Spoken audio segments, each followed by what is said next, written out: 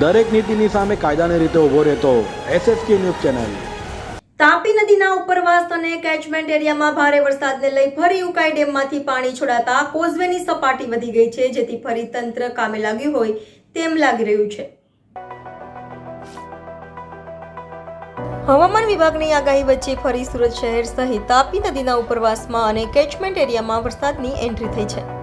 ઉકાઈ ડેમના ઉપરવાસમાં ભારે વરસાદને કારણે તાપી નદીમાં ફરી પાણીની સપાટીમાં વધારો જોવા મળ્યો છે। ઉકાઈ ડેમમાંથી પાણી છોડાતા અને સુરત શહેર તથા જિલ્લામાં પણ ભારે વરસાદને લઈ તાપી નદી બે કાંઠે થઈ છે, તો કોઝવેની સપાટીમાં પણ ફરી વધારો જોવા મળ્યો છે। કોઝવેની સપાટીમાં વધારો થવા તંત્ર પણ કામે લાગી ગયું છે। હાલ કોઝવે બંધ છે।